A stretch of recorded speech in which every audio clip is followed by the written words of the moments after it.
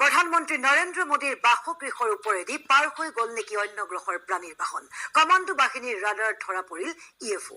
ইয়াকে লৈ এতিয়া সৃষ্টি হৈছে ব্যাপক চাঞ্চল্যৰ। প্ৰধানমন্ত্ৰী নৰেন্দ্ৰ মোদীৰ নতুন দিল্লীস্থিত বাসগৃহ এটি। কঠোৰ নিৰাপত্তা বেষ্টনী প্ৰয়োগ কৰা হয় এই বাসগৃহ। চৌদিশে 24 ঘণ্টাই থাকে কমাণ্ডো বাহিনী। কিন্তু প্ৰধানমন্ত্ৰীৰ এই বাসগৃহত অভূতপূৰ্ব ঘটনা সংঘটিত হ'ল। প্ৰধানমন্ত্ৰীৰ ঘৰৰ ওপৰত UFO। অন্য গ্ৰহৰ প্ৰাণীৰ বাহন আহিল নেকি মোদীৰ ঘৰৰ ওপৰত। যোৱা সপ্তাহত মোদীৰ বাসভৱনৰ ওপৰত উদ্ধাৰ বিশেষ বাহন। প্ৰধানমন্ত্ৰীৰ এই বাসভৱনৰ ওপৰেৰে কোনো ধৰণৰ উৰাজাহাজ উৰিবলৈ দিয়া নহয়। নো ফ্লাইং জোন বুলি কোৱা হয় এই অঞ্চলটো।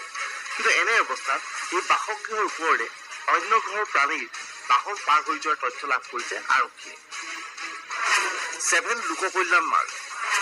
প্ৰধানমন্ত্ৰী মোদীৰ বাসগৃহ এইটো। হঠাৎ কমাণ্ডো বাহিনীৰ ৰাডাৰত ধৰা পৰিল UFO। যোৱা 7 জুনৰ কাহিনী এইটো। লগে লগে খবৰ দিয়া হয় বিমান কৰ্তৃপক্ষক।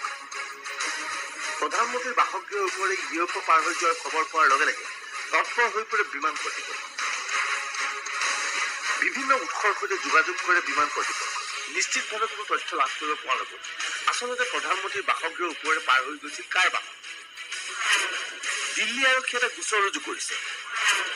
UFOৰ সন্ধানত অভিযান চলিছে। এই পৰ্যন্ত কোনো ধৰা পৰা নাই। আৰক্ষীৰ সন্দেহ প্ৰধানমন্ত্ৰীৰ বাসগৃহৰ ওপৰেৰে ড্ৰোন কেমেৰা পাৰ হৈ গৈছে।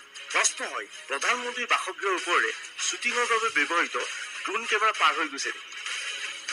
কিন্তু নিয়ম অনুসৰি প্ৰধানমন্ত্ৰীৰ বাসগৃহৰ ওপৰেৰে ড্ৰোন কেমেৰা পাৰ হৈ যোৱাটো সম্ভৱপৰ নহয়।